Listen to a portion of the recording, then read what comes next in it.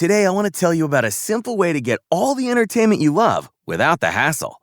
DirecTV Stream brings your live TV and on-demand favorites together like never before, which means you can watch your favorite sports, movies, and shows all in one place. And the best part? There's no annual contract. So stop waiting and get your TV together with DirecTV Stream. You can learn more at directtv.com. That's directtv.com. Compatible device required. Content varies by package. For 40 years, Michael Myers has haunted this town. He's the essence of evil, and evil dies tonight. Halloween Kills, rated R. Under 17, not admitted without parent. In theaters and streaming only on Peacock now. Hello, everybody. Welcome to the Buckeye Weekly Podcast. I am Tony Gerdeman, here as always with Tom Orr and also with Kevin Noon for our live college football playoff rankings reveal show. Tom, how's it going? Tony, I'm pretty good, but Penn State didn't give me 10 years and $3.8 trillion to lose 4 games a year. So I'm not as good as other people are, but I'm doing pretty well. Kevin, would you want to live in Happy Valley for 10 years?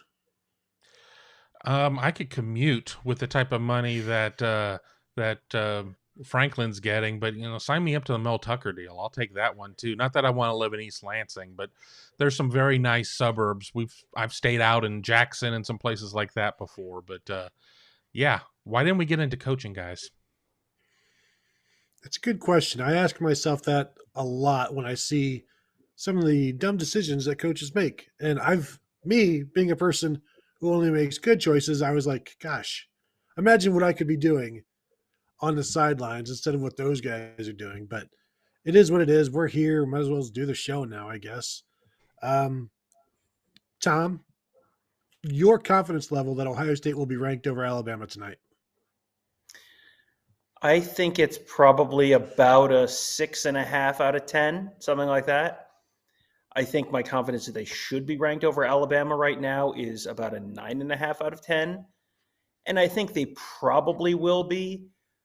But I thought they were going to jump Oregon last week because that seemed pretty screamingly obvious to me as well, and it didn't happen. So I'm not totally sold on. And frankly, there's an argument to be made that Ohio State's better off just staying 3 because functionally it doesn't matter because they're going to jump Alabama if Alabama loses and Ohio State wins out anyway, and that way you don't have Nick Saban having one little extra bit of psychology to play with his team. So. Because I think Ohio State's best served if Alabama is not in the playoff. It's just that limits the number of teams that could, have a coin toss-ish chance of beating Ohio State to just Georgia at that point if Alabama's out. Kevin, I just saw Tyrone Willingham smirking. What kind of confidence level can you have in this committee with Tyrone Willingham on it? Well, he got a lot of money in coaching, so – I mean, he's crafty like a fox, if that makes sense. But yeah, I've not even bothered to look at who's on the committee other than Gary Barta, to be honest, because when you put names to it, then it's a lot easier to pop off and tag somebody and end up on one of those no-fly lists. So I'm not going to do that. Wow! Oh, here we are with the rankings already. All right, 25. Clemson. Yeah, 25 Arkansas. Okay. Remember our theory. You look at the bottom of the rankings to see what the committee wants to do at the top. 25 Arkansas tells me they still want to prop Alabama up. So go back and find my tweet from a few days ago where I said, now, if you're thinking like a college football playoff committee member, they're going to keep Arkansas in the bottom of the rankings because it was a close enough win that they don't drop too much. And now they prop Alabama's resume up. So there you go. 24 Houston, 23 Clemson, 22 UTSA, 21 San Diego State. Clemson in the college football rankings behind 2 mid-majors, just as we all would have expected back in the summer. So Arkansas 2 weeks ago, they were 25, moved up to 21 with a win over who knows, and then down to 25 with the loss to Alabama, back to their customary spot, keeping they're like the bowling railings in the gutters for Alabama so that they can't have a gutter ball this season. They're just going to keep them right there at 25 so that thou shalt not pass below that. As we wait for the 20 through 16, there we go, Tom. Here we go. 20, North Carolina State. 19, Utah, up 4 spots after absolutely bludgeoning Oregon. 18, Wake Forest drops 8 spots after their second straight loss, I believe. 17, Pittsburgh. 16, Iowa. 16, Iowa is, there is some good news in here because Iowa being 16, we have not seen Wisconsin yet. So whoever Ohio State plays in the Big Ten championship game is going to be a ranked team, and quite possibly going to be a ranked team high enough that they will still be a ranked team if and when they lose to Ohio State. So that's some potential good news there. Wisconsin was 15 last week. Yeah, Wisconsin 15 last week. So you still have, but and Michigan State too. They're comfortably in there. Both Iowa and Wisconsin comfortably in there. Where assuming they win this week and you don't have both of them lose, whoever Ohio State beats in the Big Ten championship game is going to be another ranked win. Which, if Ohio State wins out, they're in. It's just a matter of seeding. But the higher you are, the less chance you probably have to play Alabama. So that's not a bad thing. Or Georgia. And we're assuming Michigan State is not dropped out of the top 25, so they should be coming up here in this next Michigan State should be still. And again, Michigan State being in here means even if they lose to Penn State this week, they're probably not dropping all the way out of the rankings. So that will remain a ranked win for Ohio State as well. Yeah, good point. I'm still here. I'm just. Yeah, I'm in Photoshop. I'm just waiting. I'm trying to come up with something interesting about the ACC teams in here. There's 4 of them from 17 to 23 or so, and it's the power of the alliance. It's the power of it's just okay. Here we go. So 15 Texas A&M up 1, 14 Wisconsin up 1, 13 BYU up 1. Michigan State only falls 5 spots to number 12. I mean, to get beaten like they did, Oregon. This is intriguing to me. Oregon drops 8 spots for losing 38-7 to a ranked team. Michigan State only drops 5 despite losing, basically 1 trillion to 7 to Ohio State. Because, the Oregon game was kind of a slow strangulation. The Ohio State game was Michigan State got an A-bomb dropped on their heads. And so those are 2 very different ways to lose. That's a decent amount of respect for Ohio State for Michigan State to only drop 5 spots and Oregon to drop all the way down to 11. Yeah, because we know the committee was talking about Oregon, Ohio State, and Alabama all in a group last week. Mm-hmm. Oregon is now out of that group, so I'm going to assume there's obviously a bunch of talk about Alabama and Ohio State, as there should be. And Michigan State falling 5 spots is kind of reminiscent of what happens when an SEC team loses to Alabama, where you don't want to drop them too much. Because you want that win to be good and stay good. And certainly that's what's happened with the Michigan State. So that's good for the Buckeyes right there, even though obviously, yes, win and you're in. Yes, it's Michigan week. None of this matters. We know. All right, beat Michigan. That's all, that's understood. That's implied. Why are you guys even having this show? Yes, exactly. Because you're watching it. I went back and found my tweet from Saturday night. Everyone's saying the committee that will drop Alabama behind Ohio State isn't thinking like the CFP committee. This is close enough that Arkansas might stay in the top 25, bolstering Alabama's resume with another ranked win. I look at that. I said 6.5 out of 10 at the start. My confidence that Ohio State is ahead of Alabama. I might be down to a 6 now. Yeah. You can just see what they're doing. Number 10, Oklahoma, up 3 spots. I don't know if that's enough.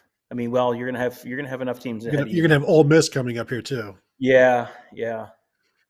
Oh man, and Ole Miss should be like 9, but they might be higher.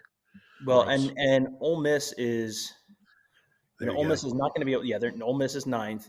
They're not going to be able to win. Oklahoma, their Ole Miss is only going to have 1 game left. That's going to be a unranked win over Mississippi State if they get it. Oklahoma would potentially have 2 ranked wins ahead, so they would jump Ole Miss. Even with Ole Miss ahead of them right now, that doesn't necessarily mean anything. If Oklahoma wins 2, I think Oklahoma jumps Ole Miss ultimately anyway. And this should be Notre Dame or Oklahoma State. If it's Oklahoma State, that means Notre Dame has remained ahead of them. Well, and Notre Dame was dominant in their win over Georgia Tech, and it is just Georgia Tech, but they won by a Here's good Baylor. Now 8 is Yes, Baylor. Baylor went from 11. Yeah, that's right. Okay, Baylor. yeah. Baylor, Ole Miss, and Oklahoma all up 3 spots. And now you'll have either Oklahoma State or Notre Dame, probably Oklahoma State based on what it was last week. Yeah, and it's interesting to me, Notre Dame is ahead of Michigan in both of the coaches and AP polls, but seems, very likely will be behind them in the playoff rankings again this week. I don't know what to make of that, if other than the playoff committee might be taking into account that, that they don't want to see Notre Dame again. This has to be Oklahoma State at 7, right? I mean, unless it's Notre Dame and they're just like, let's just do it now. Oklahoma State got to start giving them credit for their defense, playing in a conference, looking dominant. There you go, Oklahoma State. Yeah, Oklahoma State 7. But again, this is the Oklahoma State Notre Dame conversation is the same conversation we just had about Oklahoma Ole Miss. Ole Miss is only going to play one more game. Notre Dame is only going to play one more game. They play Stanford this week, which is a garbage team this year. So you're not going to be able to materially improve your resume.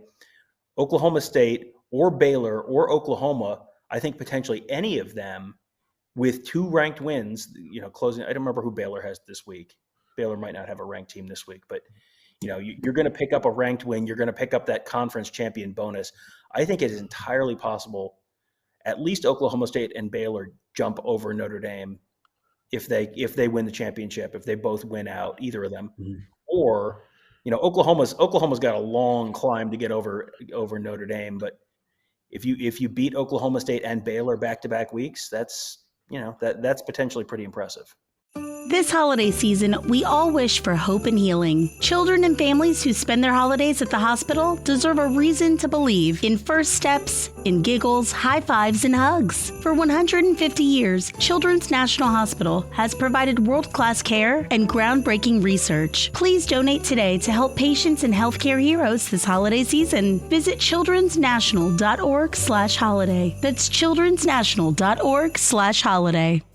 Your next career move could be your best. Verizon Retail is where people learn, grow, and succeed. We offer the potential to earn up to $50,000 annually and amazing benefits that start on day one.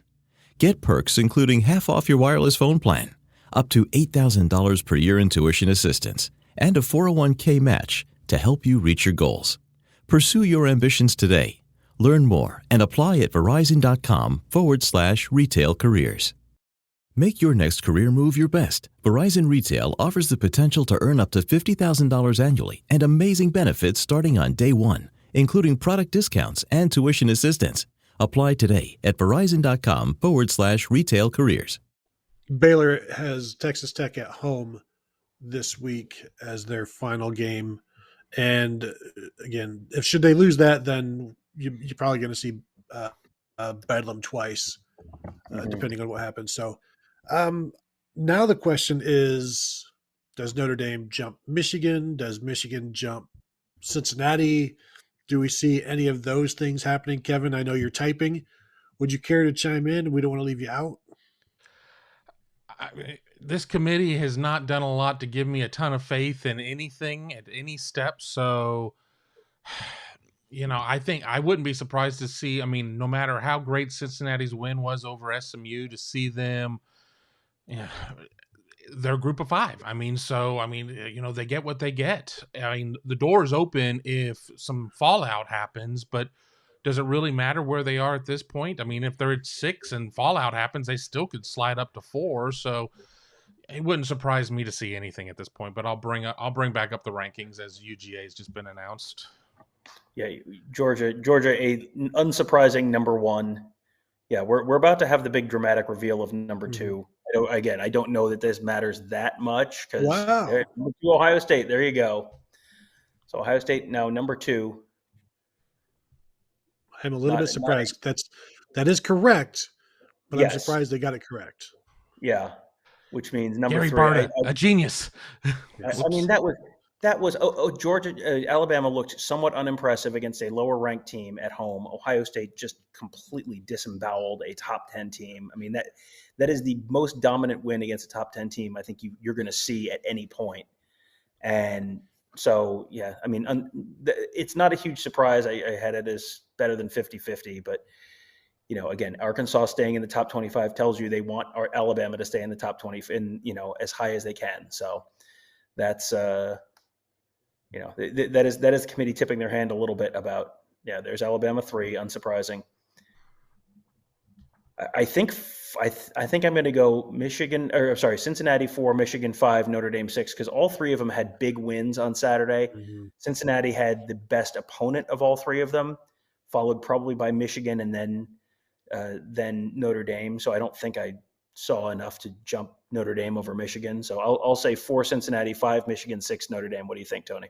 Yeah, that's exactly where I am. No reason to change anything right now. They can jump Michigan to number 2 with a win next week if they want. I mean, or to 3, you move Alabama up or whatever, and I mean Michigan's right in there. So I don't think there's any need to anger Cincinnati just yet because they can still stay in this thing, no matter what happens next week.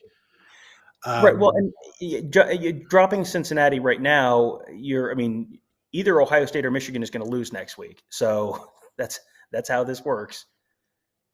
So, and Cincinnati has 2 tough games left. That road trip to ECU this weekend is no joke. That is Friday in Greenville. That is not an easy team to beat. The record is not fantastic. Cincinnati is number 4, as expected.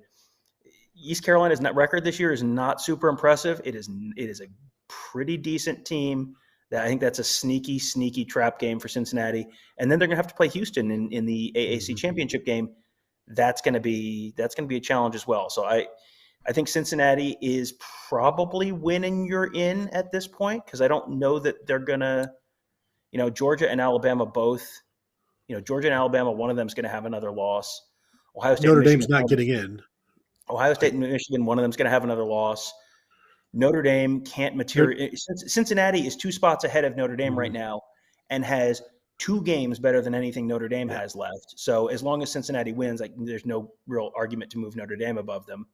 Yeah, Michigan 5, Notre Dame 6. So yeah, and I think you've got maybe a Big 12 team sneaks in there, especially if it's Oklahoma State and they don't have to jump very far. But the only way you could possibly see Cincinnati dropping out even if they win out is Alabama beats Georgia. So you get 2 SEC teams in plus, whatever Big 10 team comes out, Ohio State or Michigan, plus, the Oklahoma State wins 2 dominating games the next 2 weeks. And Cincinnati just looks against their teams. That's a possibility, but yeah, Texas or Busted says that's setting up an Ohio State versus Cincinnati matchup of Ohio State, Cincy, and Georgia win out. I think that's right. I mean, I think it's Ohio State, Cincinnati 2-3, Georgia, Oklahoma State. Georgia, Oklahoma State 1-4. I call that the Orange Bowl presented by betting the under.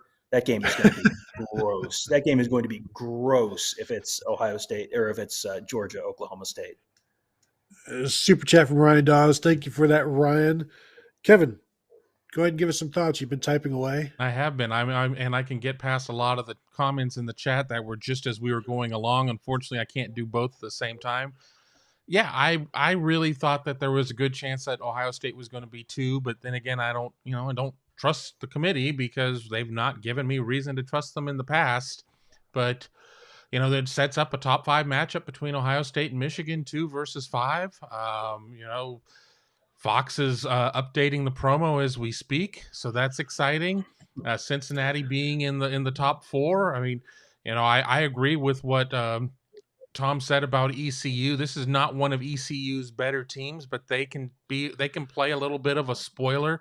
I watch ECU because a good friend of mine, his wife, who's a friend as well, she's an ECU alum, so we've gone over to their house to watch ECU. So, that's life in the big city right there. I'm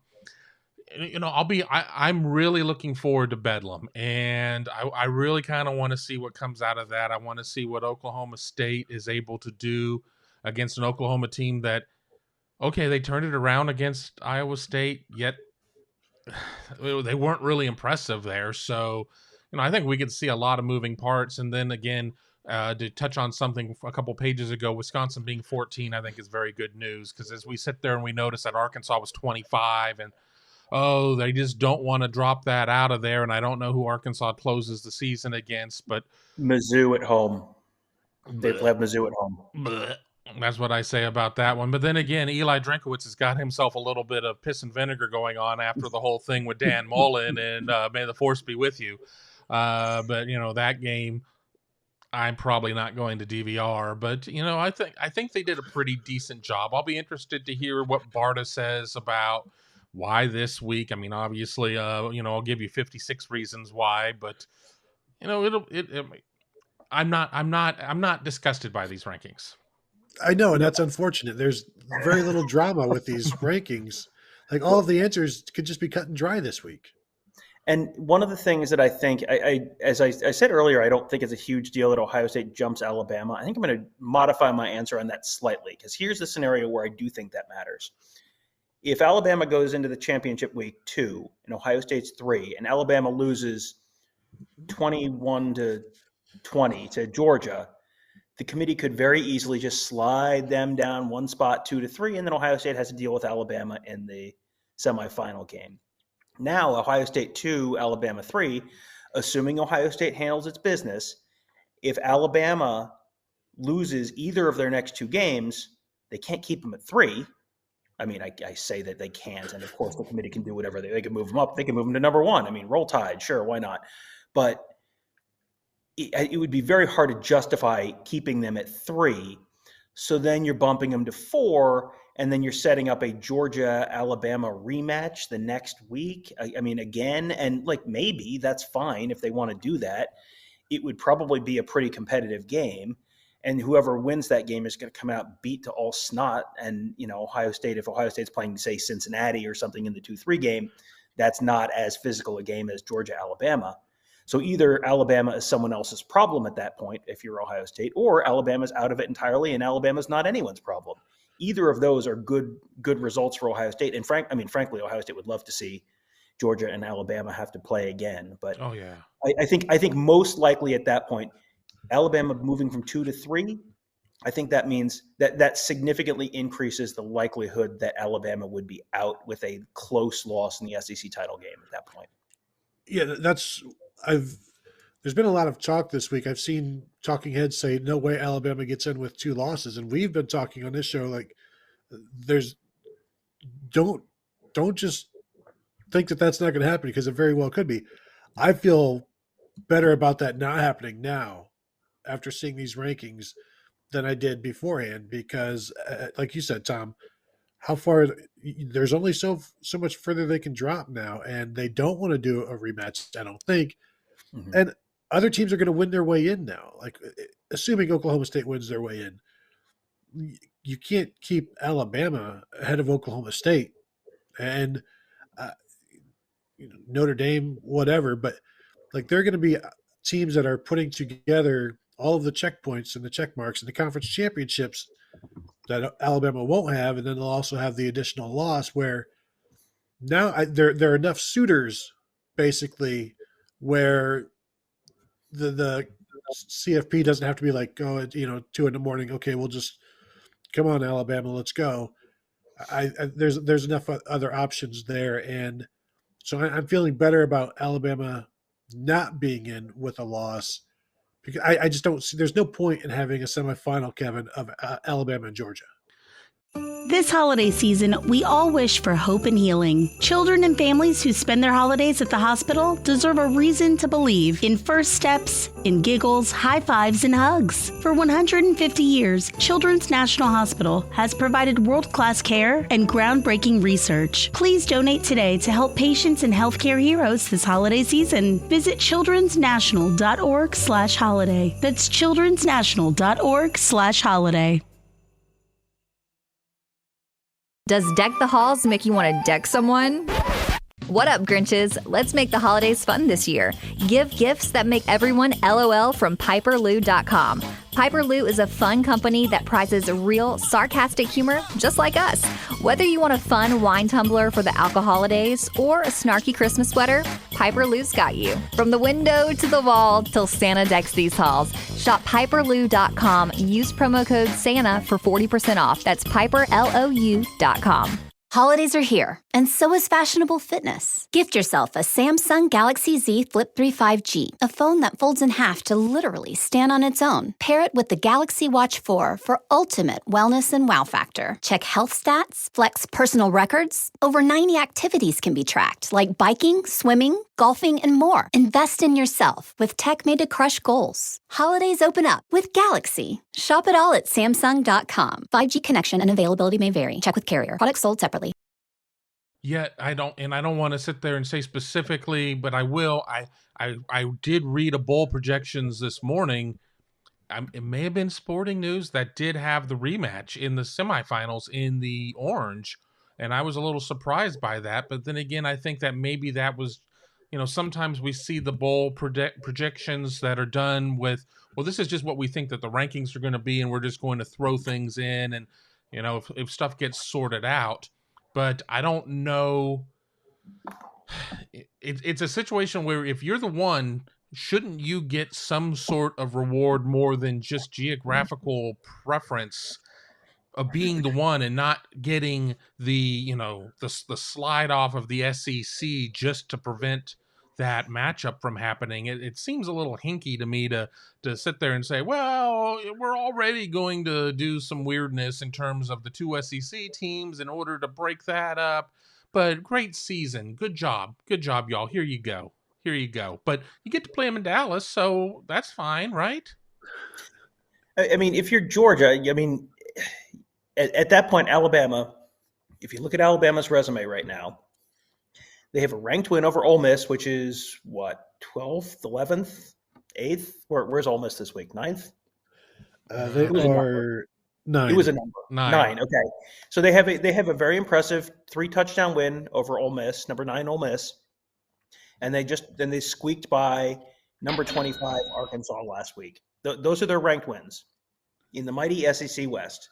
Their other wins are unranked Miami, unranked Florida, unranked, they lost to Texas A&M, unranked Mississippi State, unranked Tennessee, unranked LSU, and they're going to play unranked Auburn this week. So they have 1 and then, 2 with an asterisk ranked wins because the committee kept Arkansas in at the back end because we told you this is what they were going to do. And so at that point, Oklahoma State's going to have a better resume in terms of more ranked wins than, and probably quite possibly a higher ranked win or, at least comparable wins to what Alabama's best win is going to be. And they're going to have, the second best win and potentially the third best win at that point. If Oklahoma State wins and beats Oklahoma twice more, or, if Baylor wins and beats, Baylor's already beaten Oklahoma. And if Baylor then wins the Big 12 championship against, either Oklahoma or Oklahoma State, whoever wins Bedlam, plus you get the conference championship bonus, which is supposed to be somebody that plays in your favor. You'd have that over Alabama. I don't think there's an argument to be made other than, well, but we all know that Alabama is better than Oklahoma State, which is not part of the committee's. Aside from watching the games, that is not the committee's bylaws. I am deeply sorry. Guess what? I think Clemson's probably better than Oklahoma State. Real sorry about all your losses, but that's how it works. And Alabama, who always lives on, oh, well, look at all these fantastic teams we have to play in the SEC West every year. It's like, well, most of that division's kind of crap this year. So how much credit are I supposed to get for it? Yeah, and that keeping Arkansas at 25 also gives Ole Miss 2 ranked wins this season, with the other being number 15 Texas A&M. So you kill 2 birds with 1 stone by leaving Arkansas in the rankings. Super chat from Treasure the Torah. Thank you for that. What's up, Tom, Kevin, and Steve? Party on, fellas. Finish reading, Steve. I mean, no longer is he Bony Tony. He's, I don't know. Hey, Steve. Yeah. Thank you for that.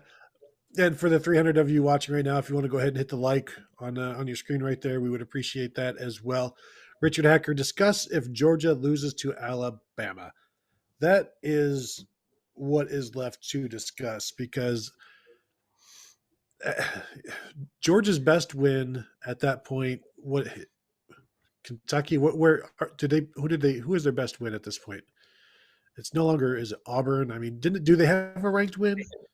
Clemson is now a ranked win once again. Oh, there you go. But yeah, Arkansas is a ranked. Arkansas is like the glue holding every SEC team's resume together, because isn't it funny? They are the second.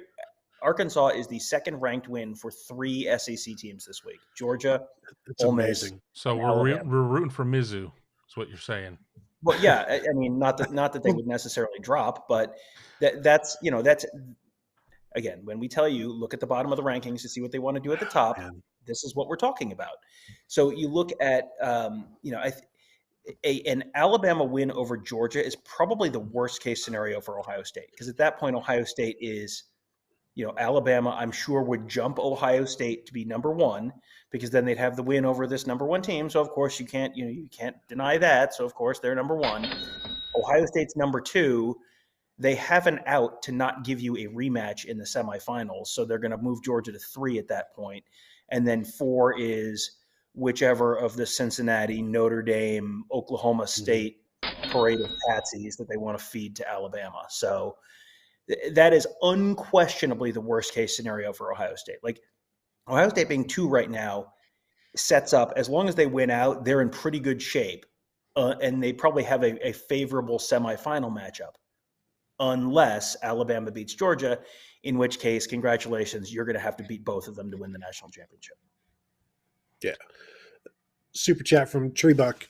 How many of this weekend's games would effectively be round of 16 matchups and expanded playoff, if you get what I mean? LOL. I mean, you look at Ohio State, Michigan, they're playing for a division. So, I mean, that would be Alabama, Auburn, not so much. Oklahoma State-ish. There's no Clemson, certainly not. So I don't know. There's a couple. They're not a lot of those matchups that you say, okay, that would absolutely be a feeder into the next round outside of, Ohio State, Michigan, and truthfully, Ohio State, Michigan probably shouldn't be a round of 16 game just based on what it is. But it's an interesting concept to think about. But they're just some teams that aren't holding up their end of the bargain right now. Well, the other side of that is if you're getting auto bids to conference champions, then anyone who could potentially be a conference champion who still is alive for the conference championship, any of those then would kind of be feeder games. So that is Wake Forest playing. Who's Wake Forest play? I don't remember who Wake Forest plays this weekend. NC State, North Carolina, UNC is a game. If Wake Forest loses, then NC State, if they beat North Carolina, then they would win the division. If both of those teams lose, Clemson would be in. Wake's at Clemson, BC. Wake up BC. And then Clemson plays South Carolina this weekend. So that's not a conference game, but they would potentially be the third team if both of the other teams lose. Pitt's already in, so that one wouldn't matter. But the Baylor game potentially could be important. That could determine a Big 12 championship spot. Oklahoma State, that would determine a championship spot. Ohio State, Michigan. Ohio State, Michigan honestly might be less significant in that case because whoever loses that game might still make it as an at-large, especially if it's an Ohio State team. Ohio State, Oregon State. Yes, Oregon. I think I forget the tiebreakers in the Pac-12 North, but it's like there are still like 4 teams. Wazoo still has a shot North. Based on how things are. Yeah. Wazoo is still potentially in the running in the North. It's just 3 teams are alive. It's Oregon has a lead on Washington State and Oregon State, and that's it. So I don't know what the situation is with Oregon State and Washington if say Oregon State beats Oregon, but just another one to keep an eye on. Stephen Piper with a super chat. Please share your thoughts on Franklin's extension. What does this mean for Ohio State and Ryan Day moving forward? Thanks for the super chat, Stephen. Yeah. Everybody was ready to push him off to LSU or to USC, but now, I mean, the good news for Franklin and Penn State is he has some years behind him in terms of being able to recruit and say, I'm going to be there. Obviously, that's very good for Drew Allar if he wants to go to Penn State, which he does. So that means something there. But I think what Steven and others want to hear is, well, now Penn State's locked into James Franklin, 8-4 James Franklin, 9-3 James Franklin, who, we're good, but we can't be elite. Ohio State's elite. Well, that remains true at this point. So, it certainly gives Ohio State a lot of latitude in terms of where it's going to be able to recruit, because it keeps Penn State from going out and maybe making the right hire. Maybe, and I'm not, that's all right. Sorry. Calm down, Nittany Lion fans, all one of you that's probably watching us right now. But at this point, the truth is that Penn State didn't come into the Big Ten the way that it thought it was, from being an independent and thinking that it was going to push everybody around and it was going to win 2 out of every 3, Big Ten championship. That's not been the case for them. So, I think Ohio State is perfectly fine seeing James Franklin maintaining his role as the head coach at Penn State. It also means Ryan Day is about to get paid. And with that, I'll go ahead and leave it for you guys. I'm going to go jump on the teleconference. Do you dream of partridges in a pear tree? Are you satisfied with a single Christmas cookie? Nuh-uh, honey. At Piper Lou, we're dreaming of holidays that are actually fun. If you're drinking a bottle of wine to celebrate the alcoholidays, you're a Piper Lou gal. Shop piperlou.com for fun, sassy stocking stuffers, like a What's Up Grinch's wine mug, a resting Grinch face raglan, or Jolly Juice tumbler. Visit piperlou.com and use code SANTA for 40% off your purchase. piperlou.com. Holidays are here, and so is fashionable fitness. Gift yourself a Samsung Galaxy Z Flip 3 5G, a phone that folds in half to literally stand on its own. Pair it with the Galaxy Watch 4 for ultimate wellness and wow factor. Check health stats, flex personal records. Over 90 activities can be tracked, like biking, swimming, golfing, and more. Invest in yourself with tech made to crush goals. Holidays open up with Galaxy. Shop it all at Samsung.com. 5G connection and availability may vary. Check with carrier. Products sold separately. Whatever business you're in, growth isn't just about getting bigger. At ADP, we believe it's about getting stronger by turning data into insights so you can build teams that work as teams. By using our AI technology to help catch payroll errors before they're errors. And by keeping ahead of thousands of changing regulations so you can keep ahead of everything else. ADP helps businesses like yours grow stronger every day. ADP, HR, talent, time, and payroll. All right, we'll talk to you. And Treasure's sorry that he messed up the name as well with his super chat contribution. Thank you, Treasure.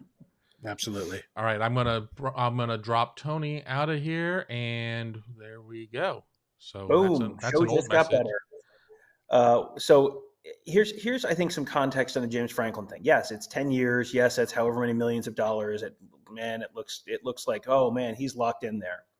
His buyout rises from $4 million to $12 million through April 1st, 2022. So basically, this is it's more expensive to hire James Franklin this offseason. That's what that contract did. Buyout drops to $8 million through December 31st, 2022, then $6 million after that, $2 million 2024 to 2025. This is basically a 3-year contract. After that, it's almost free to buy him out. The buyout is the tell on how long the contract actually is. The top line numbers are just kind of almost a distraction. Yeah, and you see, you've looked at the deal. I hadn't had a chance to look at the deal, and the buyout numbers are very important to kind of see what it means, because you can put all the years you want to on a contract, but if the buyout is nothing or next to nothing, is it really worth anything at that point? And we're not seeing many coaches these days get to the termination point of a contract. They don't fulfill all the years on it. So PJ Fleck signed his deal. I mean, Mel Tucker, I'll be interested when I see the pieces of that deal of what the buyouts are there. I mean, obviously that was to keep LSU away. There was a story in The Athletic where I think it was Dave Aranda, Billy Napier, and drawing a blank on the third coach, but none of them were Lincoln Riley, which everybody wanted to believe. Yeah. We're very much in the silly season, so it'll be interesting to see what the fallout is. Well, and the other context that's important to understand around LSU is they've got a pending Title IX investigation going on there. And that is that is a real dark cloud. That is, it's almost like having a pending NCAA sanctions and trying to hire a coach. And it's like, well, what is it? What is this going to do? What is this going to do to our ability to run a functional program for the foreseeable future? If you are a Lincoln Riley, you're in a perfectly good situation. You don't need to assume the risk at LSU that something significant could come out and completely blow up the administration, completely blow up the status or the security of that job. There's no reason to involve yourself there. So that's when you are looking at, if you're Billy Napier, yes, that still is a significant jump up from Louisiana Lafayette up to LSU. So that's why you're looking at more like that type of job. Dave Aranda, maybe going from Baylor to LSU, that would be a pretty significant jump in pay probably. So that's why you're in that class of coaches now. James Franklin got, hired Jimmy Sexton as his agent, and Jimmy Sexton did exactly what Jimmy Sexton does. Every time Nick Saban wants to buy a new house, Jimmy Sexton floats that Texas is interested in him, and then all of a sudden, boom, the Bama Board of Trustees buys Nick Saban a new house. Absolutely. And Jimmy Sexton gets 3%. That is how Jimmy Sexton works. That is how Jimmy Sexton has always worked. Jimmy Sexton worked his magic. Congratulations to James Franklin on his new contract. Contributor to the Hugh with the super chat. Will an OSU quarterback transfer after this year? You can't unring a bell, and I don't like to associate kids' names to transferring. That's just a long-standing policy for me, because the second you say, well, I think this kid's out of here, suddenly he becomes a terrible kid who's made horrible life decisions, and now we don't like him anymore. So I'm not going to do that. I mean, that's not me ducking the question. I think it's very unlikely that Ohio State opens up fall camp 2022 with all four quarterbacks. I just don't see that happening. I think we all have ideas of, this guy might go or that guy might go, but I'm just not going to attach something to it, because it's not fair to the kid. It's just somebody's son, and it's just not right to sit there and put that kind of evil on them if they stay. And it's like, you can't unsay it.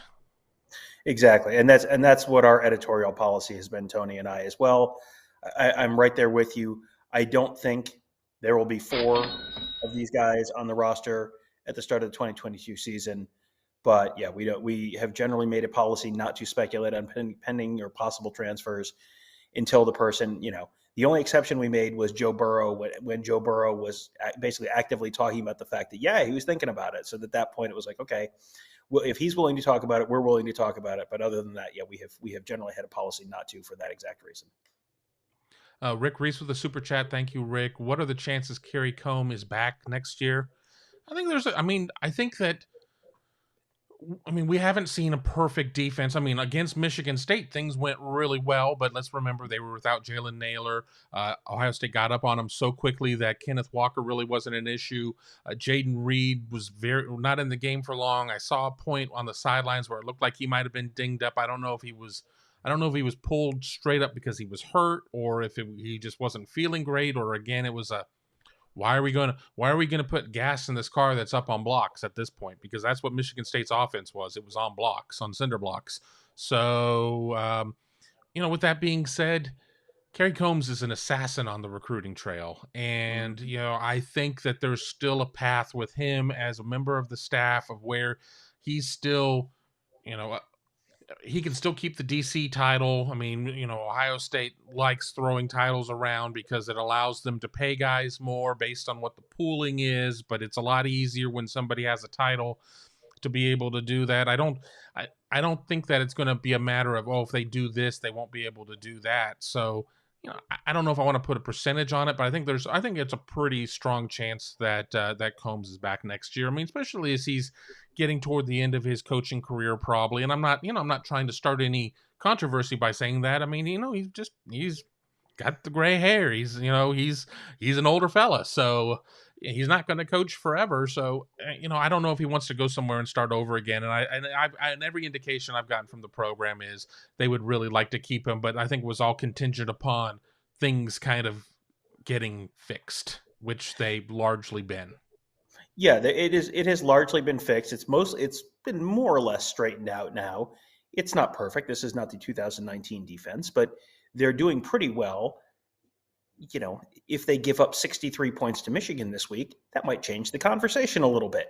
If they win the national championship and do it by playing some pretty good defense in a couple of the games, well, that probably changes the conversation in the other direction. So, but as of right now, I think all you have to do is look at, you remember the game when Ryan Day gave Kerry Combs the game ball after the game? That was Ryan Day basically telling Kerry Combs, we still love you. We still want you around. Kerry Combs is a fantastic recruiter. Kerry Combs has dramatically rebuilt the Ohio State secondary in the time that he's been at Ohio State. The cornerback room is kind of a mess after Taver Johnson left. Really, really shorthanded. That has completely been rebuilt. They have pretty good depth there and are continuing to bring in really good talent every year. So, yeah, they would love to keep Kerry Combs. If it was up to Ryan Day, I think Ryan Day would keep Kerry Combs. And, Kerry Combs is old enough that he has a son who has coached in the NFL. Like, that means you're not 30 at that point. So, if you have a son who has coached in the NFL, that means you are at the point of your career where you're not getting pushed out the door, but also you're not on the way up. This is not a meteoric rise that is ahead. So, would Kerry Combs? I have not seen Kerry Combs' name attached to like the Akron job or something. I was wondering if would he really want to do a head coaching position in Ohio? Maybe, but I think he's pretty happy at Ohio State. I think. And, they can pay him and he can keep the title. I saw someone in the comments say make Barnes the co-DC, and that would probably be what they would do, I would assume, and then if they're happy with how things are going right now, you just kind of keep it status quo, give Barnes a co-DC title, give him a little pay bump, and on you go to next year. Right. Steve Gerdeman with the comment here saying, do you think Zach Harrison and Tyreek Smith are being overlooked by the talking heads who are only really talking about Aiden Hutchinson and David Ojabo? That might be something to watch, don't you think? Super chat us, cheapskate. That's I think that there's a decent possibility that the Ohio State pass rush makes a significant impact in the game, and I don't think they even need to do it with sacks. I think it can just be pressures, because I don't think I'm not a huge believer in Cade McNamara. And, I think with J.J. McCarthy, it might just be more, keep him in the pocket, see what happens. Like, don't let him get loose. But with Cade McNamara in there, Cade McNamara has had a ton of passes batted down. You saw a lot of passes batted down last week from the Ohio State defensive line. Ryan Day in the press conference on Tuesday talked about the fact that can be as good as a sack. That can be a pass batted down. That can be as good as a sack, especially 3rd and 8. Cade McNamara drops back, tries to throw it. Boom, Zach Harrison gets his hand up, knocks it away. It's either an incomplete pass and it's 4th down, or you tip one up in the air, and as soon as that ball goes up in the air, everyone in their head goes, this is going to get intercepted. And eventually you do get one intercepted. Cade McNamara has hit offensive linemen in the back of the helmet 2 games in a row. Hit offensive linemen in the back of the helmet twice in a row. He is not exactly elevating the ball right now. That seems like that's going to be something to really keep an eye on. Tyreek Smith, Zach Harrison, or any of the other defensive ends or defensive tackles, just get those hands up, do that Larry Johnson match the hands drill, and that just feels like there is going to be a big play, whether it's just a knockdown pass on 3rd down or a tip ball that ends up as an interception from one of those defensive ends at some point on Saturday. For 150 years, Children's National Hospital has provided exceptional care and groundbreaking research. Please donate today to give children and healthcare heroes a reason to believe this holiday season. Visit childrensnational.org/holiday. Allman Family Revival is coming to Washington, D.C. Celebrate the life and music of Greg Allman with the Allman Betts Band, Robert Randolph, and many more live on Friday, December 10th at the Fillmore Silver Spring. Tickets are on sale now at livenation.com. Don't miss Allman Family Revival on December 10th at the Fillmore Silver Spring. The skills and credentials you need for the career you want are within reach at University of Maryland Global Campus. An accredited state university, UMGC offers online courses, personalized advising, lifetime career services, and more. Visit umgc.edu/podcast. Yeah, how many times have we seen the situation of where the quarterback gets chased and then he just throws this, dying duck of a ball that just falls right into the arms of a waiting defensive back, or where there's just a situation of, they just get hurried a little bit and they just kind of lose their mind and they arm punt it. So yeah, I don't think it necessarily has to be a case of where Ohio State records a bunch of sacks. Michigan's not giving up a lot of sacks. I think it's 8 on the year, but 7 have come in Big Ten play. I still think that there's an opportunity for Ohio State to kind of get to McNamara or McCarthy, depending on who's in there.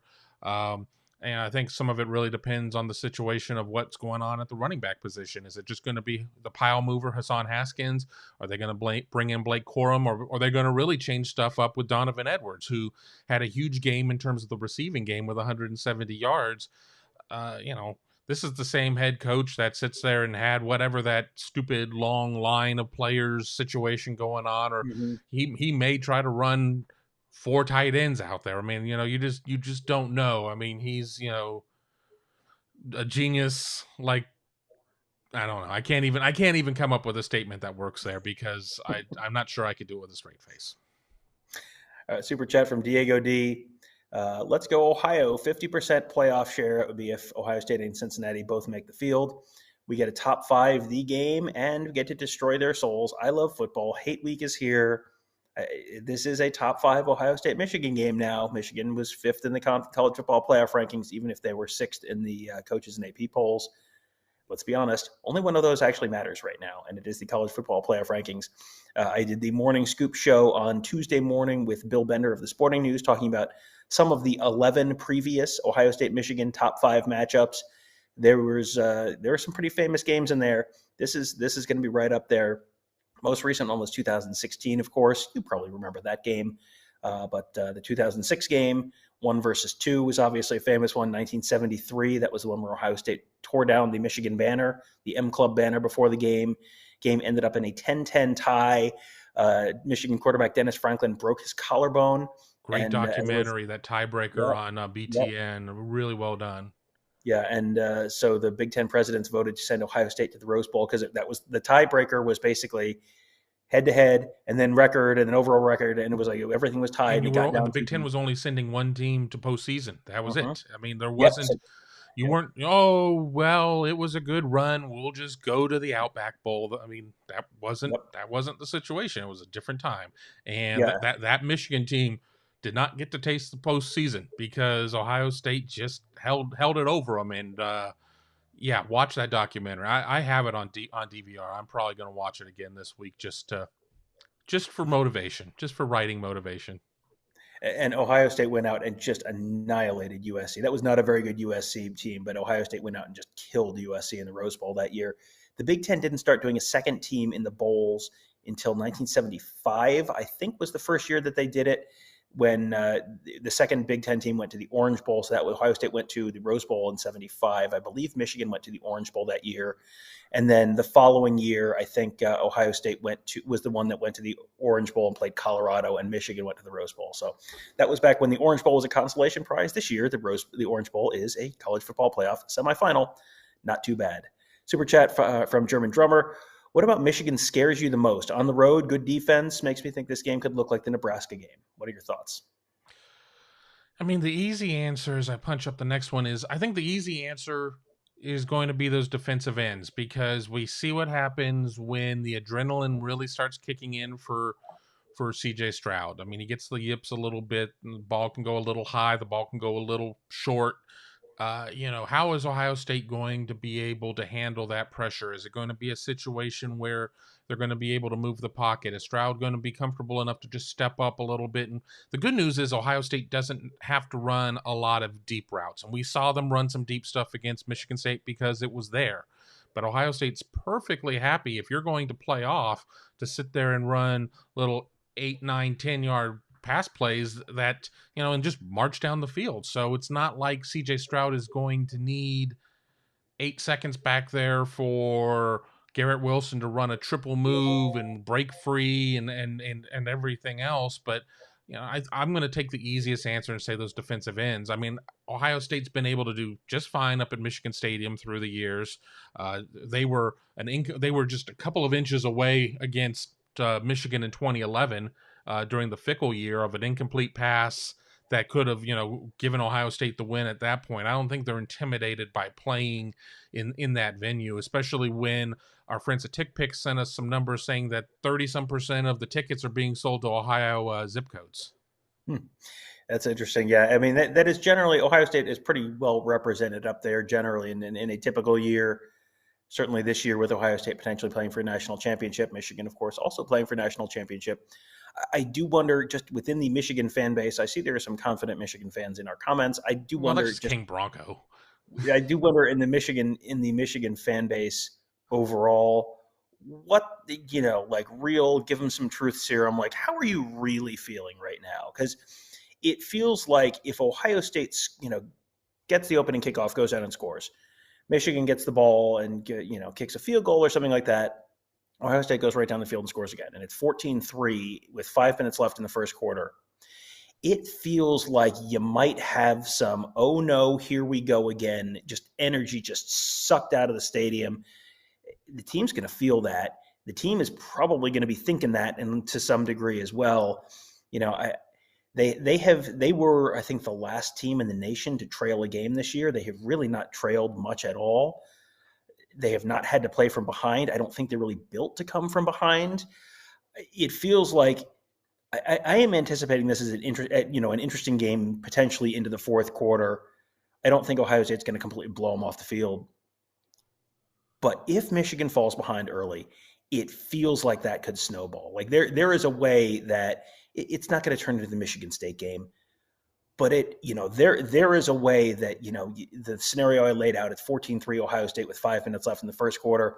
Cade McNamara comes on the field, and it's like, well, we have to score a touchdown on this drive or we're in real trouble. And then you start pressing, and then you get a ball tipped in the air, you throw into coverage, and one's going the other way. Like that's the kind of thing where I think deep down in every Michigan fan's heart, there is a recognition that that's at least a possibility. And I don't think that's a possibility for Ohio State this week, but it feels like there is a way this goes very poorly for Michigan.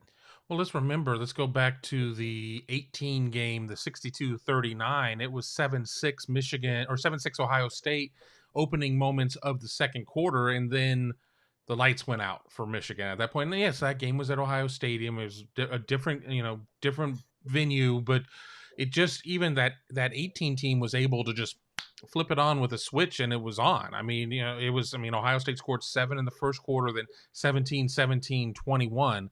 This is, this team, what do you think it could be at the end of the first quarter? I mean, and also Michigan is still a team that prides itself on the run, and Cade McNamara is, he's much more of a 5-yard passer type of guy than an up top guy. And I did a show out of the region with a Michigan writer today, and he said, well, we haven't seen a lot of McNamara go deep because it hasn't really been asked of him. Well, it hasn't been asked of him, but if he could do it, don't you think it would have been asked of him by now? I just don't think that's his game. So if Michigan falls into a 2-score hole and running is not necessarily going to be there for the Wolverines, it could end up being, it could get away from them quickly. Well, yeah, and I think that's the key for Michigan is just hang in there. Don't, the defense has to get stops. If the defense doesn't get stops, Michigan can't win a track meet against this Ohio State team, because Ohio State, if Ohio State's putting up 7s, this is going to be over fairly quickly. If they can hold Ohio State to some field goals, maybe you get a turnover, you give the offense a short field to work with.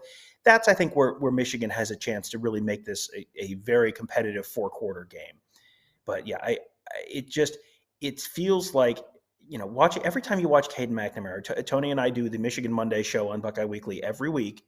So we watch every snap of every Michigan game, and to talk about it every week, it feels like week after week, even against not particularly good pass defenses, he takes like 3 shots downfield, and at least 2 of them are thrown in a spot where it's like not within 5 yards of a receiver. There was, I think at the Northwestern game, he took a bunch of shots downfield, and it was like the pass he came closest to completing was one where the safety or the corner had gotten inside the Michigan receiver and was running the post route for him, and the receiver managed to break the pass up, but that was about the closest he came to completing one. Tony charts every week like how far downfield McNamara's throwing, and it's like on average he's throwing the ball like 3 yards downfield in the air, and then you hope your receivers can make a play. And they have Donovan Edwards. Donovan Edwards can make a play. AJ Henning potentially can make a play, but you're not. There's a lot of Eric All in this offense, and like Eric All can have 8 catches for 90 yards. And I don't know that that's a bad thing for Ohio State, because it's like that's moving the chains, but it's not, that doesn't get you in the end zone. That just keeps the chains moving. Without Ronnie Bell, the loss of Ronnie Bell, I mean, it was in the first game of the season. It was a real bummer because Ronnie Bell's a good player. Ronnie Bell, I think, would really change how I'm thinking about this game from Michigan's perspective. They haven't really replaced him. They've got Cornelius Johnson and, Mike Sainristil made a really nice play last week. Andrew Anthony made a really nice catch last week. But then you look at the box score and it's like, Mike Sainristil. Mike Sainristil's really nice catch was Mike Sainristil's only catch of the day. Andrew Anthony's catch was Andrew Anthony's only catch of the day. Do they have a guy that can deliver it to them regularly? I mean, even if Ronnie Bell was there, I mean, is it going to be a situation?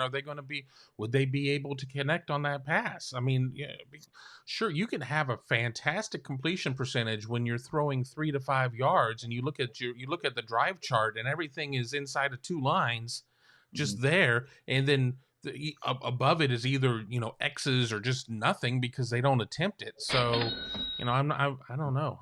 It'll be interesting as we're starting to back up with super chats again.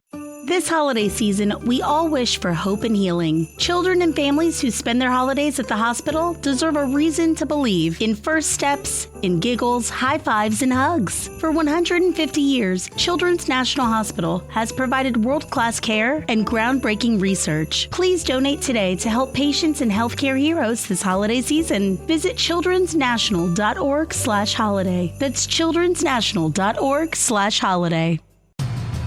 Your favorite things feel made for you. Your education should too.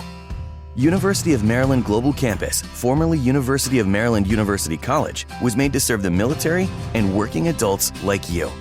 Today, we continue that tradition by offering frequent start dates so you can get started with convenient online learning that fits your schedule, by recognizing your accomplishments with credits you can earn for what you know, by providing no-cost online resources replacing most textbooks because a college education can fit your budget too, and with no SAT or GRE required for most programs. University of Maryland Global Campus, made for you.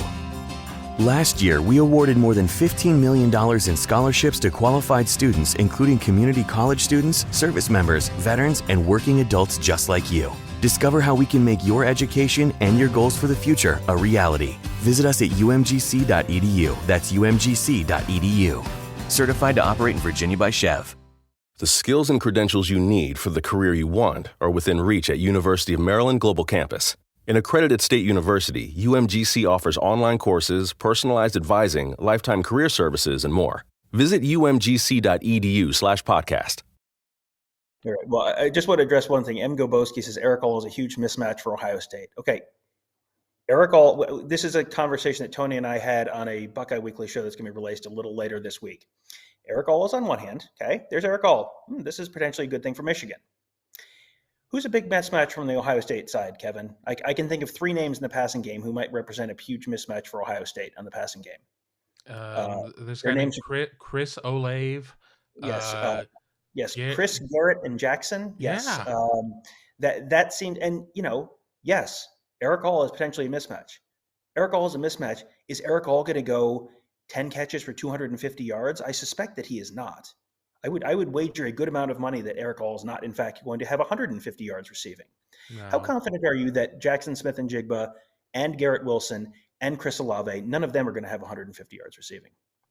Because I don't know that you could be that confident. I think that Chris Olave, the Wolverine Killer, is going to go out there. I don't get to play in your little prediction game, which is probably good because I don't want to have any skin in that game. But I'm going to say that Olave has a couple of touchdowns in here because he's just a Wolverine Killer, and I think that part of his coming back. We heard in interviews today, part of his coming back was he wanted another crack at Michigan. And he's going to come out there and be motivated, and he's got the furthest to go to get to 1,000 yards this season. So he's certainly going to be running out there with his hand up, saying, "Hey, let me go do what I do." And we've seen it time and time again throughout his career that he saves his best for last against the Wolverines. All right, super chat from Mike Farino. I just realized Georgia could make the playoff with 0 ranked wins if Arkansas and Clemson lose this weekend and they lose the SEC. That's so stupid. It is remarkable how you hear every year about the incredible SEC and how it's just such a murderer's row every week. And then you go through and Georgia is going to potentially, they hit Clemson, which is a 3 or 4 loss team already. UAB, South Carolina, which is actually a sneaky decent team this year. Vanderbilt, Arkansas, which is hanging on by its fingernails to a ranking, Auburn, who has fallen apart, Kentucky, who has fallen apart, Florida, who has fallen apart, Missouri, who never really got it together, Tennessee, Charleston Southern, and Georgia Tech, who just lost 55-0.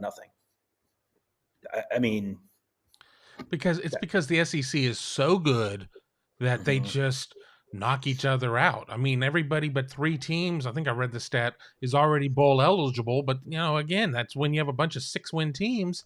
That's kind of what happens. But I will say it's not Georgia's fault that Clemson was terrible. I mean, and I understand Clemson's in the playoff, is in the top 25 because 25 teams have to be in there. But, sure, they've turned around their season to a certain extent. People will look at the game against Wake Forest. Yeah, I mean, Wake was certainly ranked. Wake had taken it to a lot of teams, but Clemson was able to play better defense than anything Wake had seen this year, and Clemson found Wake's Achilles heel, defense, because Wake can't play a shred of defense. Super chat from Jeff Hines. I'm having a good feeling about Saturday. OSU 45-21. I mean, that's a little more than I was going to pick as a margin of victory, but it's, I think that's within the realm of possibility. That's a lot of the advanced analytics system have, stuff in the 38 or 42 kind of range for Ohio State, and in somewhere in the 20s or low 30s for Michigan, whether it's 24 or even 31.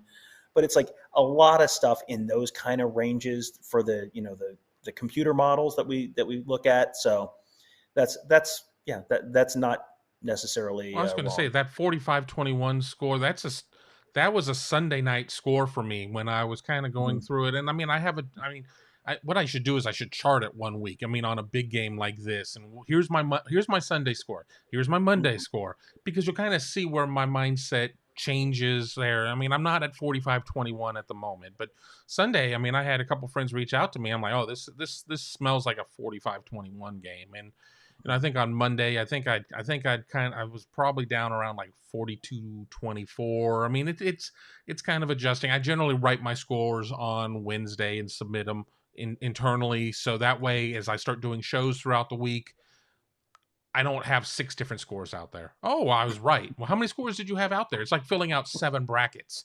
If you fill out 7 brackets, you're bound to sit there. You should get the national champion, I would hope. Yeah, that's I will. I'm kind of on your timetable. We don't normally get asked to do predictions this early in the week. It being Michigan week, you start getting asked early in the week. So I may have a little variety through my week, but I will nail in a final answer by probably Wednesday this week. Roto CFP Nerds guys brought up the fact that OSU gave up less points to common opponents than Michigan. That's true. That is Ohio State. They had 6 common opponents with Michigan, right? 6. And Ohio State scored more than Michigan in 5 of the 6 games and gave up fewer points than Michigan in 5 of the 6 games against those common opponents. One thing that I think, that you can look at that and say, well, if you look at their overall defensive numbers, Michigan is better than Ohio State. all those common opponents came later in the season. None of those games were the first 3 weeks of the season when Ohio State was not, Ohio State's defense the first 3 weeks of the season doesn't, it's still factored into all those like season long models. It's not the same defense that it was those first 3 weeks. And that's true in personnel, that is true in scheme, and it's true in coaching. It is all, everything is different. Yeah. So you can't really take the Minnesota game or the Oregon game or the Tulsa game and kind of directly apply them, because that's not the defense you're facing on Saturday if you're Michigan. I mean, there was a very famous tweet week 1, Thursday night, from a Michigan writer who said Minnesota is laying out a heck of a game plan to beat Ohio State. And I don't think that game plan works anymore, because that is not the defense you're playing 11 weeks later. So that's that's something that I think is worth keeping in mind. And one reason, if you're going to look at the common opponents for the two teams, that may honestly be a little bit of a better measure of how things really are right now than some of the season-long models. Randall Perkins, I think we handle in the big house. That Nebraska game helped these kids in a big away atmosphere. Everything this season has helped the Buckeyes team grow. Absolutely. I mean, they going to the big book of sports axioms. They're not freshmen by this point of the season. We can go through all of these things, but you have a CJ Stroud who had not started a collegiate game, who now has 10 starts under his belt because he didn't play in the Akron game, but he's got the 10 starts. He's a Heisman front runner. We haven't even really talked about Heisman. I mean, we have more shows to do, so I'm sure that'll come up later. But they're not cover 1, cover 3 almost exclusively. They're not we're going to run single high come hell or high water. Well, it was hell. I mean, it was hell for a while by doing that. I mean, they're still they still don't necessarily have a lot of depth at linebacker, but they seem to have found some guys that are getting things done. I mean, that depth still takes a little bit of hit depending on how healthy Cody Simon is, but Steele Chambers has really stepped into his role. There's a lot of different things at this point, but I'll go to the offensive side of the ball. It's a very different CJ Stroud than what we saw in the first 3 weeks of the season. I mean, again, things could change in this game if he gets sped up. You don't know what happens, but he's not coming out there completely just like on 20 cups of coffee, all freaking out all the time. He's much more calm. He's much more collective in what he does. So it's very different as I bring Tony back in. So I agree with what Randall said. Everything is building up to this. Tony? Sorry, I was muted. You should have heard what I had to say. But I am back.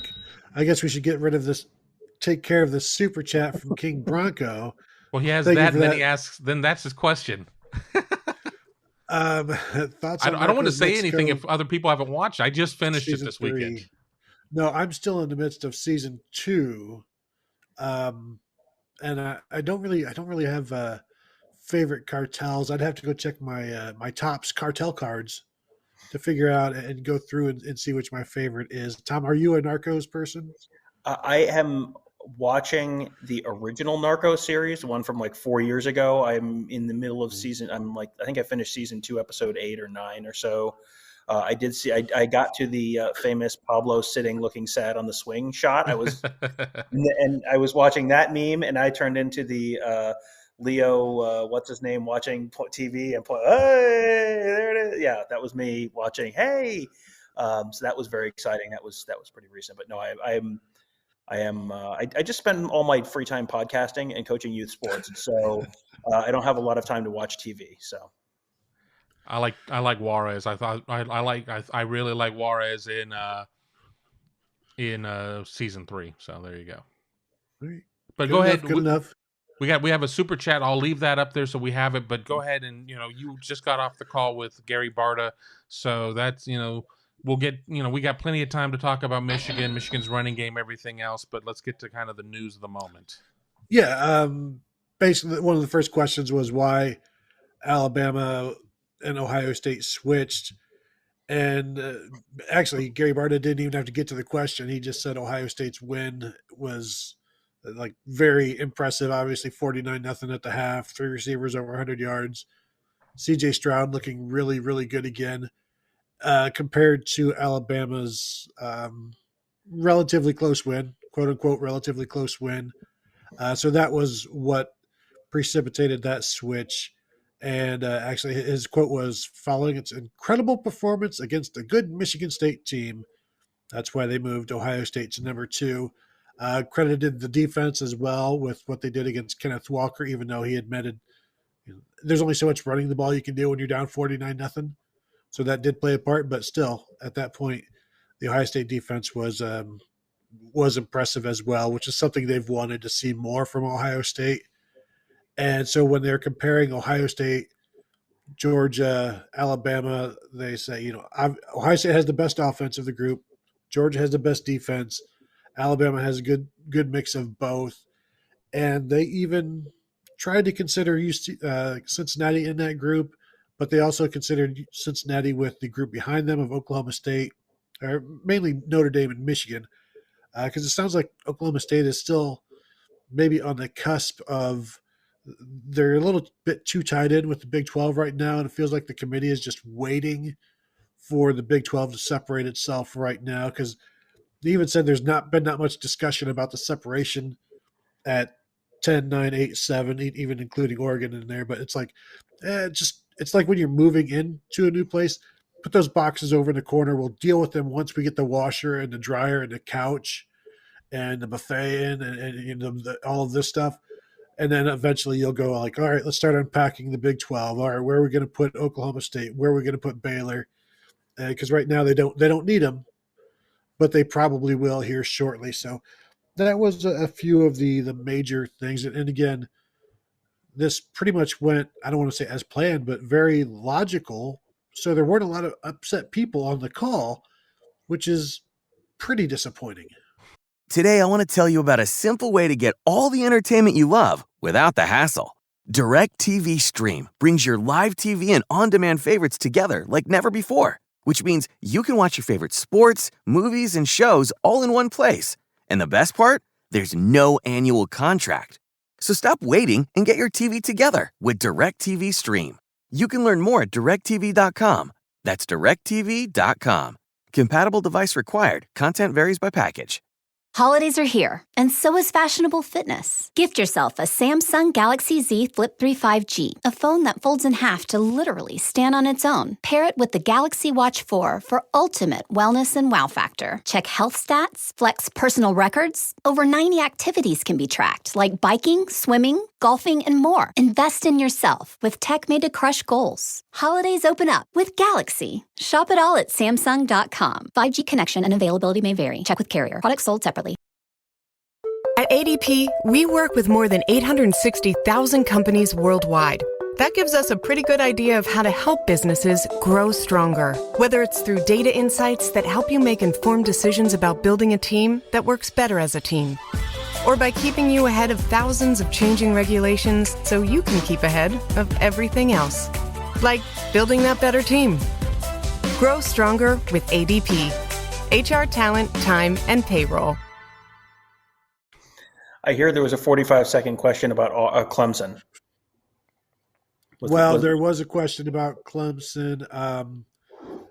Basically, the question was, did Clemson's close, tough losses help them get ranked along with their win over Wake Forest? And Barta said they definitely talked about Clemson playing Georgia really tough, that 10-3 win to start the season.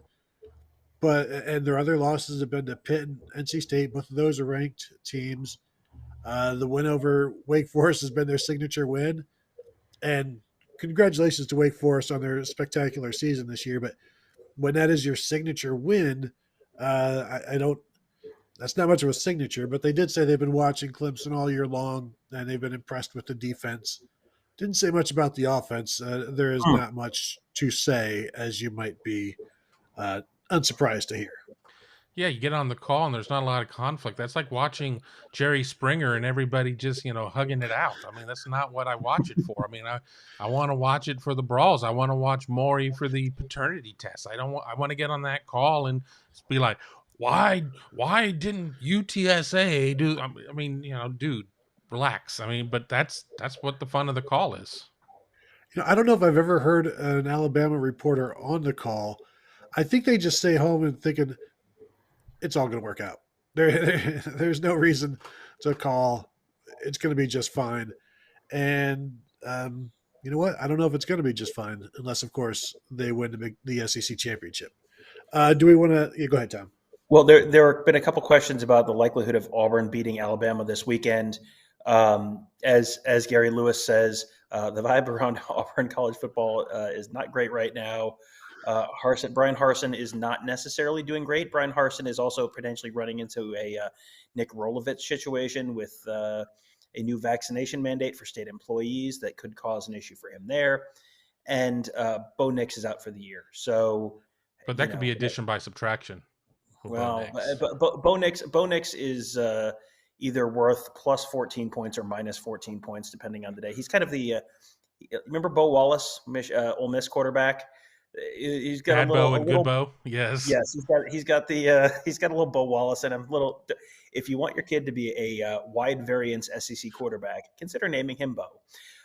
But yeah, I don't expect that to be a game where Alabama has a ton of trouble. But those trips to Jordan Hare can be tough for them. They have not won with any great consistency there. Auburn's gotten them a couple times recently, in times when you didn't necessarily expect it. I'm not expecting it this week, though. Now, TJ Finley has been starting. He started the last game for them. Mm-hmm. He was LSU's starter last year for about 5 games. He has started against Alabama before, and last year's 55-17 near win at home in Baton Rouge, where he threw for 144 yards, completing 50% of his passes. But more recently, obviously, starting at South Carolina in the 21-17 loss, he completed 17 of 32 passes for 188 yards with a touchdown, Tom. So watch yourself. The War Eagle is going to get it done. And when I say get it done, they're going to play. That's about all you can hope for. They'll play 60 minutes. That's there's going to be a heck of a lot of offense and a heck of a lot of defense, but the team that puts up the most points is going to definitely win the game. As I like to say when I'm still weighing my options as to who to pick in an Auburn game, it's an ongoing investigation. Do we want to get to the super chat from Doug Tipton? Absolutely. Let's do that. Do you think we can stop Michigan's running game? Since you guys have been talking, I'll go ahead and say yes. I do think Ohio State can stop Michigan's running game. I don't know what to think about Blake Corum, whether he's going to play or not. I know at one point it sounded like he was out for the season. He dressed last week, but that could have just been make believe. That just give Ohio State something to think about. And so I don't know what to think there yet. And if he's not 100%, I don't know how effective he's going to be anyway. And he's gotten less and less effective as the season went on, even while he was healthy. He started out hot, just as Hassan Haskins did, but they both come back to earth a bit, even with Hassan Haskins rushing for 140 and 150 yards a couple of games ago for a couple of games, but he's doing it with 30 carries. And this past week he was at 20 for 78. So I don't think it's that difficult to stop. It is not difficult for a good defense to stop Michigan's running game. Does Ohio State have a good defense? I think they have a good enough defense to where I'm not seeing 160 yards. I think 160 yards would be pretty good for Michigan in this game, I think that might be a little bit high because if I'm saying 160 yards would be pretty good, then I shouldn't think that they'd get there if Ohio State's going to stop them. But I think they'll be held under their average. I'll just say that. Well, the interesting thing about the Ohio State defense is you people want to slag them for how they played, especially early in the year, but they've been pretty consistently good against the run this year. They've held opponents to 82, I think, % of their season rushing averages. I think that was that's a yard per carry based metric from College Football Nerds. 90% is like average because you're going to play some crappy teams. You're going to play your Akrons or whoever. So you're going to handle those teams almost regardless. But Ohio State's run defense is substantially better than their pass defense.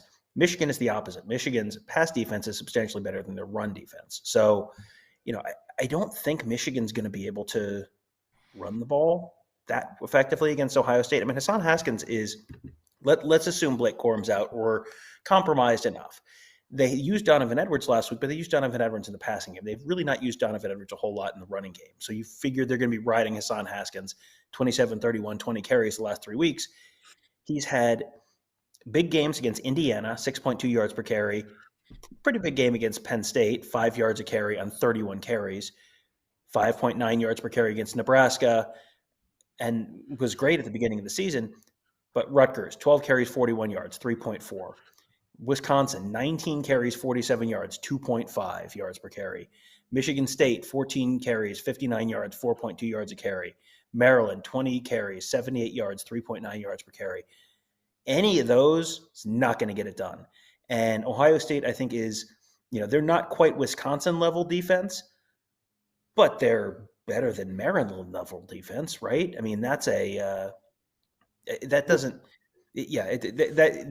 is not going to get it done, because I don't think they're going to be able to move the ball consistently enough through the air.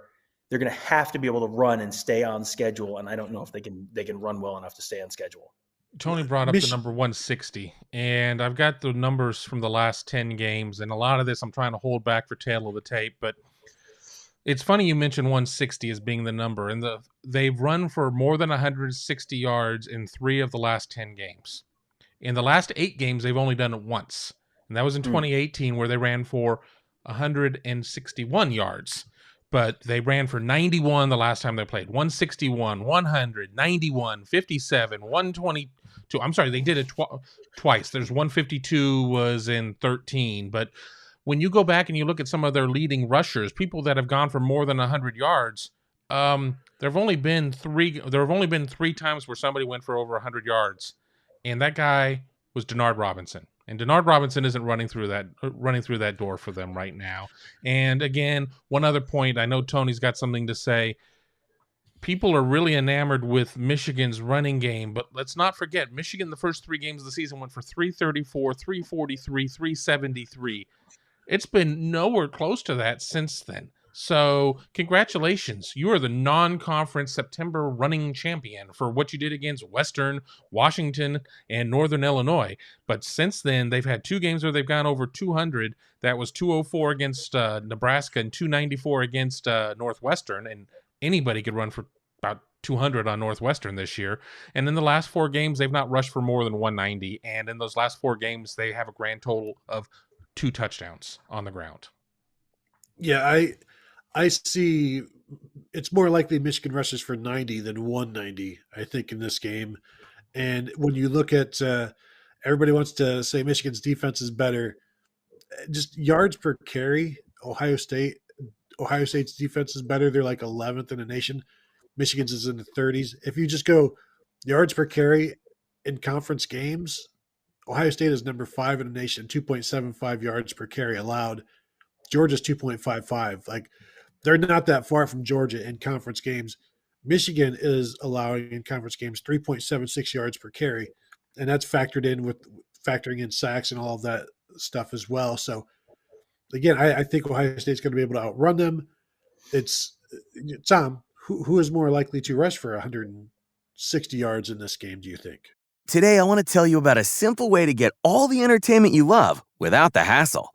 DirecTV Stream brings your live TV and on-demand favorites together like never before, which means you can watch your favorite sports, movies, and shows all in one place. And the best part? There's no annual contract. So stop waiting and get your TV together with DirecTV Stream. You can learn more at directtv.com. That's directtv.com. Compatible device required. Content varies by package. Holidays are here, and so is fashionable fitness. Gift yourself a Samsung Galaxy Z Flip 3 5G, a phone that folds in half to literally stand on its own. Pair it with the Galaxy Watch 4 for ultimate wellness and wow factor. Check health stats, flex personal records. Over 90 activities can be tracked, like biking, swimming, golfing, and more. Invest in yourself with tech made to crush goals. Holidays open up with Galaxy. Shop it all at Samsung.com. 5G connection and availability may vary. Check with carrier. Products sold separately. in terms of just raw rushing total, I think Ohio State. I think Ohio State's likely to dominate the yards per carry, which is one of my favorite stats about this series is going back to 2002, the team that rushes for a higher yards per carry in the game has won every single game. And yards per carry is not something that, total yardage is like, well, of course, the team that runs the ball more, if you have a lead, you're going to run the ball more. So, of course, that can be biased by, just sort of game state. This is purely who is winning at the line of scrimmage on both sides of the ball. And whoever has won at the line of scrimmage on both sides of the ball every year since 2002 has won the Ohio State-Michigan game. And I'm just going to read you Ohio State's margin in the running game, okay? Margin. So 2013, 4.2. They rushed for 8.5 yards per carry to 4.3 for Michigan. 4.2. 2.8 in 2014, 4.5 in 2015, 2.0 in 2016, 1.9 in 2017, 0.8 in 2018, 1.8 in 2019. If you're getting outrushed by more than a yard and a half per carry on the ground, you are going to lose. And that is especially, Michigan in 2013 was, that was not exactly the same game as they're going to be playing on Saturday. And that was also one where Ohio State turned the ball over. Ohio State was in control of that game and then turned the ball over a couple times, and Michigan got back into it with a lot of throwing. That was a real outlier. I don't think the Denard Robinson or the Devin Gardner game plan is going to work for Michigan on Saturday, because Devin Gardner is not walking through that door, let alone Denard Robinson. So if Ohio State wins, if Ohio State controls the line of scrimmage on both sides of the ball, and I think they have a possibility to do that, and they're able to run the ball better than Michigan, as has held true every year since 2002, the team that does that is going to win. I think Ohio State has a pretty good chance of doing that on Saturday. Ohio State leads the nation in yards per carry right now, 5.82 yards per carry. Michigan is considerably lower. Obviously, Ohio State drops down when you just look at conference games to ninth overall at 5.57 yards per carry. But you've got to go all the way down to number 70 in the nation to find Michigan at 4.14 yards per carry. So you've got Ohio State almost averaging a yard and a half more than Michigan. Now, what does that mean for this game? It may mean a lot. It may not mean anything. But Ohio State's running game is better. Ohio State's run defense is better. You would think that when they meet, having played so many similar opponents, Michigan's run game has, as I said, it started out great, as Kevin said. It's not a scary thing. They have a hard runner in Hassan Haskins, but he's not necessarily going to make guys just keep missing. He's not Kenneth Walker. He's a pile mover. He's a pile mover. He's got that leg drive. He can sit there and turn a 4-yard carry into an 8-yard carry, but he's not going to be that guy that's going to sit there and get to the outside and just continually punish you by picking off 18, 20, 25-yard chunks. He's somebody, though, that you have got to get down to the ground. He's a more agile Master Teague in that he's not jump cutting or anything. He's not outstanding in anything, but you give him 25 carries, he's going to get you like 125 yards, maybe more, and can get you the 3 yards that you need or the 1 yard that you need, except for when the Michigan offensive line is a little bit lacking. And sometimes they can be, especially this year, where short yardage is not what they do well. And I've got I had Hassan Haskins runs charted from this last game, and half of his carries go for more than half of his carries go for less than 3 yards. So you give him the ball, and it's more likely that he's going to pick up 2 than 5, or pick up 2 than 8. And that's chop you him don't down. stay you don't stay on schedule like that. And so that's going to be, now you're relying on, do you run it again? And now it's 3rd and 6, and now Cade McNamara throwing 6 yards downfield, not his specialty. I'm going to go back to a super chat because I don't know if we answered it, but go ahead. I'm just, we didn't ever get to Jeff Hines' super chat. Go ahead. Just admit it. Y'all think this is going to be a blowout. I told you where I was on Sunday. I told you I was at 45-21 on Sunday, but it moves. It moves. Sorry, Seinfeld. I don't know what my score is going to be. As I said, I'll write it tomorrow, but I would be I'm certainly leaning toward Ohio State covering. I don't know if I'm going to see the pissed off Ryan Day. We're going to hang 100 on him, but I could see Ohio State winning this by 3 scores. Yeah, Kevin, you posted in the Ask the Insiders board, you posted a poll for where did people think the score was going to be. And I don't want to say which one I went and tip my hand, but this morning, yesterday, I was feeling like, do I need to be out in front of the blowout possibility? That way, when it happens, I'd be like, well, this is what I saw. This is what I thought would happen. And pat myself on the back, because you guys won't do it for me. You won't give me any credit. And so I'm like, you know what? Do you go conservative, or do you go with what you think should happen? And I'm still working that out, because I do feel very confident about Ohio State. But then, I watched the offensive drives against Penn State and Nebraska again today, so that I could bring myself back down and what exactly were other teams doing, because that was one of the questions.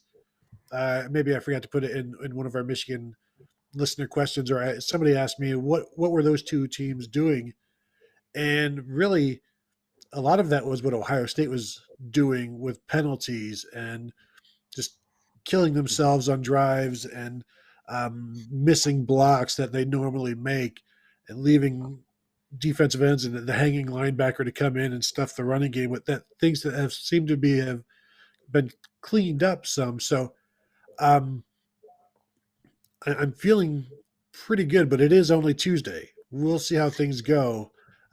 I don't think any of us would be shocked to see a blowout, but is 21 points a blowout? I think so. Yeah, I mean, if you go through the series, the history of the series, 21 points, it would be like a huge outlier. That doesn't happen very often. Blowouts used to be 31-3, 28-0. Then you got into the Rich Rod era, and all of a sudden, then you're losing 42-7, and the blowouts get a little bigger. But yeah, I mean, again, I've said I think there is absolutely a path to Ohio State blowing out Michigan. If Ohio State scores quick, Michigan doesn't answer with a touchdown, even if they, whether they go 3 and out or whether they kick a field goal. If they're down 14-3 late in the first quarter and Cade McNamara's got the ball and, the crowd is dead and everyone's going, oh crap, here we go again, that is going to be the biggest possession of Cade McNamara's life. And I don't think they're going to be able to run it. So I think you're going to have to make a play, and I think you're going to have to make a play more than 6 yards downfield. And how is that going to go? I mean, it seems like there is a non-zero chance that goes poorly. And if that goes poorly, then it's 17-3, 21-3. And then, Katie bar the door at that point. And I'm not saying I think that's what's going to happen. I'm saying there is a scenario where that happens. I don't think there is a comparable scenario the other direction. I mean, the last time Michigan had a lead like that against Ohio State was 2003? They were up 21-0 on Ohio State in 2003, I think. But I mean, I don't think there's a way that Ohio State falls apart that badly. I can see Michigan falling apart that badly. That's not what I'm going to pick, because I don't think that's the most likely outcome. I think the most likely outcome is somewhere in that 31-45 range for Ohio State and mid-ish 20s for Michigan, mid to high 20s for Michigan, something in there. So is that a blowout? I don't know. I mean, you're potentially talking about a 3-score game at that point, which is, compared to what Ohio State did to Michigan State last week, no, that's not a blowout. Compared to what would normally be considered a result against a top 5 team, yes, that is a blowout in that case.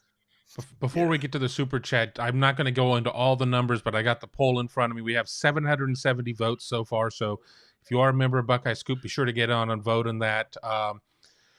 340 people are saying 14 to 20 points will be Ohio State's winning margin. 166 people are saying 21 to 27 points, and 45 brave souls are saying 45 or 28 or more points. So right there at that point, you've got 63, 69. Nice. 69% are saying that it's going to be somewhere from 14 up. And then you've got 27% who are saying it's going to be at least 21 or more. And is it still 2 people picking Michigan at this point?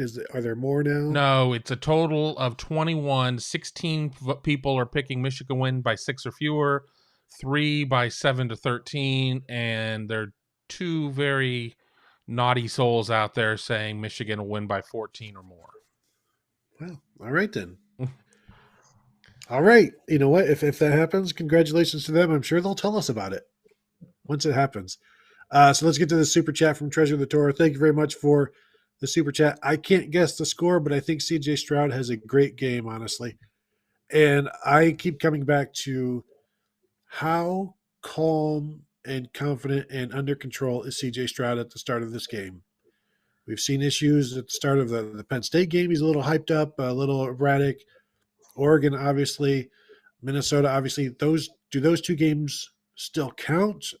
I think a little in terms of nerves, and let's see him play from the outset in a very big game on the road where things are on the line. Like every play matters, and I'm still waiting. Like he was fantastic, obviously, last week.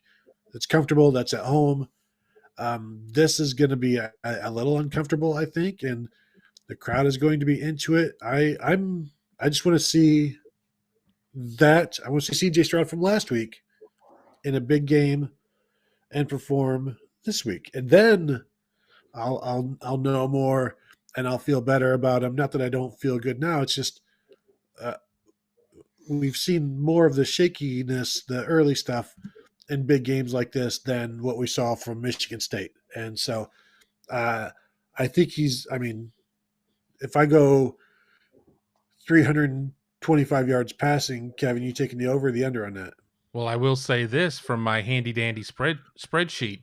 Over the last 10 years, the highest passing yardage total any quarterback had was Dwayne Haskins going 19 of 30 for 318 and 5 touchdowns. Ohio State has only had 2 quarterbacks go for more than 300 yards over the last 10 games against Michigan, with Justin Fields going 14 to 25 for 302 with 4 touchdowns and no picks. So if he goes 325, he's going to insert himself at the top of that list. Granted, Justin Fields had access to JSN, Olave, and Wilson, but maybe, certainly JSN was still a first-year player at the point, was kind of rounding into shape. Well, actually, he wouldn't have been there. I always keep forgetting that they kind of bailed on 20. But, he certainly had some weapons around him. I think 325 is fair, though. I really think 325 is fair, even with the situation. Boy, have we come a long way from JT Barrett, 9 of 15 for $113. Braxton Miller, 6 of 15 for $133. Even T. Peasy had a big game, 18 to 27 for 220 back in 2010. Well, Troy Smith went for 300 in 2004 or 5 with some running. Haskins went 396 in 2018. I think that's going to be more than what we're looking at. But I don't know, Tom. I think 325 almost feels a little low compared to what we've come to expect at this point from CJ Stroud. Compared to what we've come to expect from CJ Stroud, yes. I do think that kind of the mystery variable here is how much are they going to want to run it, and can they run it with TreVeyon Henderson? Because we recorded a bonus show for later in the week earlier today. Tony and I did, and I sort of just pulled out of the thin air over-unders on